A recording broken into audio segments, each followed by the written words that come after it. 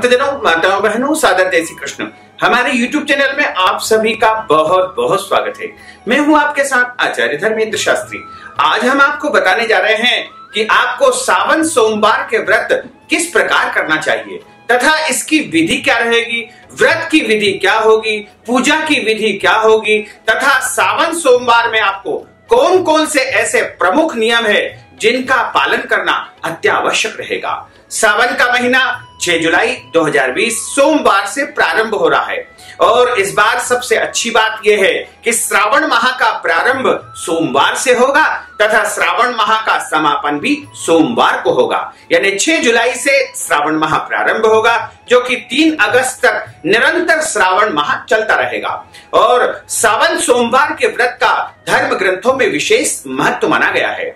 ऐसा कहा जाता है कि जो व्यक्ति श्रावण सोमवार का व्रत करता है उसके जीवन की जो भी अभिलाषाएं होती है, जैसे उच्च शिक्षा की प्राप्ति या रोजगार की प्राप्ति, अच्छी नौकरी की प्राप्ति, व्यापार में वृद्धि तथा पति या पत्नी की प्राप्ति या उत्तम विवाह उसका हो जाना, समय पर विवाह हो जाना, प्रेम विवाह हो जाना या फिर उसके घर में संतान की प्राप्ति हो जाना या उसके घर की अन्य समस्याओं का निवारण हो जाएगा। यानी सोमवार का व्रत परम कल्याणकारी है और शिव पुराण में ऐसा माना जाता है कि सोमवार का व्रत करने से मनुष्य के जन्म जन्मांतर के पाप नष्ट हो जाते हैं तथा उसके जीवन में पुण्यों का उदय होता है और जब पुण्यों का उदय होगा तो सुख सुविधाएं, संपत्ति सब कुछ उसे प्राप्त होने लगेगी। तो यदि आप श्रावण सोमवार का व्रत करना प्रारंभ करना चाह रहे हैं तो आपको सबसे पहले इन खास बातों का ध्यान रखना चाहिए। सबसे पहले तो आपको यह ध्यान रखना होगा कि सुबह आपको जल्दी उठना है। जल्दी उठने का मतलब है आपको ब्रह्म मुहूर्त में अपने बिस्तर का त्याग कर देना है। ब्रह्म मुहूर्त का जो समय रहेगा वो प्रातः काल 5:24 तक रहेगा। यानी 4:24 से ब्रह्म मुहूर्त का समय सोमवार के दिन प्रारंभ होगा जो कि 5:24 तक रहेगा। ब्रह्म मुहूर्त के अंदर आपको उठ जाना है और उसके बाद नित्य कर्म अपने संपन्न करने के बाद स्नान करना चाहिए और स्नान करने के बाद आपको शुद्ध और पवित्र धुले हुए वस्त्र धारण करना है। और यदि आप उस दिन वस्त्र धारण करना चाहते हैं तो आप ये ध्यान रखें कि काले कपड़े आपको बिल्कुल नहीं पहनना चाहिए।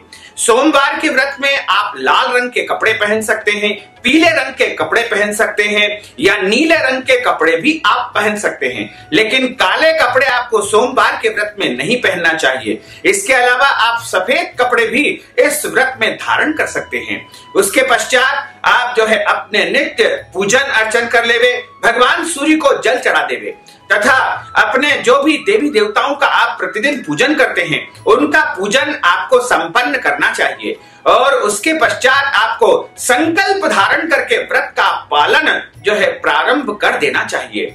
यानी संकल्प जब आप धारण करेंगे तब आप प्रतिज्ञा करेंगे। प्रतिज्ञा का अर्थ होता है कि आज मैं संकल्प ले रहा हूं कि आज मैं पूरे दिन सावन सोमवार का व्रत करूंगा तथा संपूर्ण नियमों का पालन करूंगा, पूरी श्रद्धा, भक्ति तथा विश्वास के साथ में इस व्रत को धारण करूंगा और पूरे दिन व्रत किया जाता है।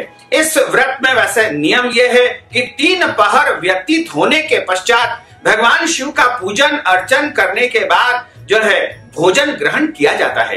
एक समय भोजन करने का विधान है। इस भोजन में आपको शुद्ध सात्विक भोजन ग्रहण करना चाहिए। शुद्ध सात्विक का अर्थ होता है कि लहसुन प्याज उस भोजन में नहीं होना चाहिए तथा मांस, मदिरा और अभक्ष्य भक्षण की कोई भी वस्तु उस भोजन में प्रयोग नहीं करना चाहिए तथा आप दोपहर के समय फलाहार भी ले सकते हैं। लेकिन ध्यान रखें कि भगवान शिव का पूजन तथा उनकी कथाओं का श्रवण करने के बाद ही आपको फलाहार लेना चाहिए तथा शाम को भी जब आप भोजन करते हैं उसके पहले एक बार आप भगवान शिव जी का पूजन कर ले और पूजन करने के बाद कथा अनिवार्य रूप से श्रवण करें और उसके बाद भगवान को भोग लगाकर ही आपको भोजन ग्रहण करना चाहिए तथा दिन में आप फल ले सकते हैं। सभी प्रकार के फल इसमें आप ग्रहण कर सकते हैं। सेब फल, केला, पपीता, अनार या जो भी मौसम के फल आते हैं वो सभी के सभी फल आप सेवन कर सकते हैं। लेकिन ध्यान रखें कि इस दिन कच्चे दूध का या दूध पीना वर्जित माना जाता है। श्रावण सोमवार में कदापि मनुष्यों को दूध नहीं पीना चाहिए। केवल दूध भगवान शंकर को चढ़ाया जाता है। दूध से बनी अन्य वस्तुएं जैसे आप पनीर का उपयोग कर सकते हैं, दूध से बनी मिठाई का उपयोग कर सकते हैं, रबड़ी खा सकते हैं, मावे की मिठाई खा सकते हैं। इसके अलावा जो भी दूध से बनती है मिठाइयां, उन सभी का सेवन इसमें फलाहार के रूप में आप ले सकते हैं। यानी फलाहार में गाय के दूध का तथा फल का ही सर्वोत्तम फलाहार माना गया है। इसलिए इस दिन आपको दिन में फलाहार लेने का जो है कार्य करना चाहिए। और रात्रि के समय यानी 3 पहर व्यतीत होने के बाद, 3 प्रहर का अर्थ होता है कि जैसे सुबह हम 6 बजे से लेकर के दोपहर 12 बजे तक दोपहर मानेंगे, और उसके बाद 12 बजे से लेकर के जो 1:30 बजे का समय रहेगा वो तीसरा पहर माना जाएगा। 3 पहर व्यतीत होने के पश्चात आपको स्नान करने के बाद भगवान शिव जी का पूजन अर्चन करना होता है, और उसके बाद आप भोजन तैयार करें। भोजन में आप दाल रोटी सब्जी पूड़ी या फिर दाल बाटी दाल बाफले या लड्डू या खीर जो भी आप बनाना चाहें, लेकिन ध्यान रखें कि उसमें लहसुन प्याज और बैंगन का उपयोग बिल्कुल नहीं करना है। शुद्ध सात्विक भोजन तैयार करें और उस भोजन का भोग आपको भगवान के सामने रख करके उसमें बिल्व पत्र छोड़ करके और सबसे पहले बिल्व पत्र खा करके और इस व्रत का पालना करना चाहिए तथा एक स्थान पर बैठकर ही भोजन करना चाहिए। चलते फिरते भोजन नहीं करना चाहिए, मौन रह करके भोजन करना चाहिए। और सोमवार के दिन आप भगवान शिव का महामंत्र ओम नमः शिवाय या फिर महामृत्युंजय मंत्र का जाप कर सकते हैं।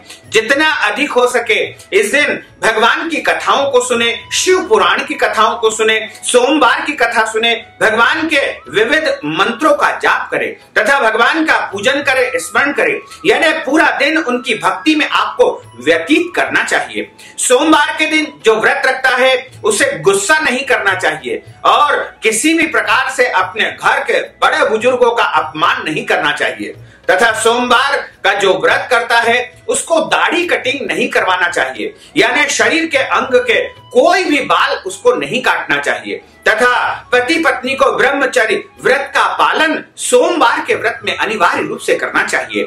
इसके अलावा जो सोमवार का व्रत होता है उसमें शाम के समय यानी सूर्यास्त के बाद भी भोजन करने के बाद भगवान का भजन और कीर्तन किया जाता है। और इस दिन चूंकि भगवान अत्यधिक प्रसन्न अवस्था में रहते हैं, इसलिए आप जो भी उनके सामने बोलोगे वो आपकी कामनाओं को पूर्ण कर देंगे। इसलिए इस दिन झूठ नहीं बोलना चाहिए, सत्य बोलना चाहिए और किसी भी प्रकार से किसी प्राणी मात्र को कष्ट नहीं पहुंचाना चाहिए। इस दिन गाय को चारा खिलाना चाहिए, पक्षियों को दाने डालना चाहिए और मछलियों को भी आटे की गोली चुगाना चाहिए। इसके साथ ही आपको किसी भी प्रकार से पेड़ पौधों को काटना नहीं चाहिए और भगवान की पूजा के लिए पुष्प आप तोड़ सकते हैं, लेकिन सोमवार के दिन गलती से भी बिल्व पत्र नहीं तोड़ना चाहिए। कम से कम जो व्रत करता है उसको तो सोमवार के दिन बिल्व पत्र नहीं तोड़ना चाहिए, एक दिन पहले ही बिल्व पत्र तोड़ करके रख लेना चाहिए, क्योंकि बिल्व पत्र के बिना पूजा अधूरी मानी जाएगी। तो इसलिए यदि आप सोमवार का व्रत कर रहे हैं तो आपको बिल्व पत्र तोड़ करके रख लेना चाहिए। तथा आप यदि शिवलिंग का पूजन करना चाहते हैं तो अपने घर में भी आप शिवलिंग का पूजन कर सकते हैं। आप चाहें तो अपने घर में मिट्टी के शिवलिंग तैयार कर ले, सभी मिट्टी के शिवलिंग तैयार करके पूजन कर सकते हैं। कुंवारी कन्याएं, कुंवारे लड़के, सौभाग्यवती महिलाएं या अन्य पुरुष विधवा महिलाएं सभी मिट्टी के शिवलिंग का पूजन अर्चन कर सकते हैं। सबसे अधिक पुण्यदायी यदि शिवलिंग का पूजन माना गया है तो वो पार्थिव पूजन यानी मिट्टी के शिवलिंग का पूजन माना गया है। इसमें ध्यान ये रखना है कि शुद्ध स्थान से मिट्टी आपको लेकर के आना है और उसको साफ सुथरा करना है तथा उसमें गंगा जल का सबसे पहले छिड़काव करना चाहिए। उसके बाद उसमें थोड़ा सा कच्चा दूध छिड़क दीजिए, दही छिड़क दीजिए, उसमें घी छिड़क दीजिए, शक्कर और शहद, इस प्रकार पंचामृत की समस्त वस्तुएं उसमें थोड़ी थोड़ी मात्रा में आपको डालना है। उसके बाद शिवलिंग की आकृति सुंदर रूप से आप तैयार कर लीजिए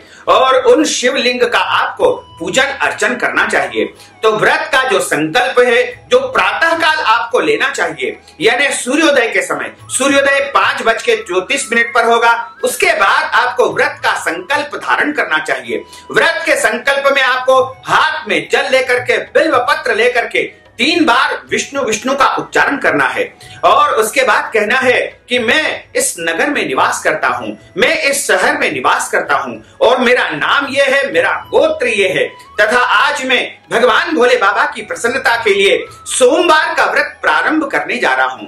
तो आज मैं सोमवार का व्रत करूंगा तथा पूरी ईमानदारी, निष्ठा, श्रद्धा एवं विश्वास के साथ में भगवान से मैं प्रार्थना करता हूं कि मेरे घर में 10 विधि लक्ष्मी की प्राप्ति हो तथा मेरे जन्म जन्मांतर के पाप नष्ट हो जाए और मेरे जीवन की प्रत्येक समस्याओं का समाधान हो जाए। इसी कामना से आज मैं सोमवार का व्रत प्रारंभ करने जा रहा हूं।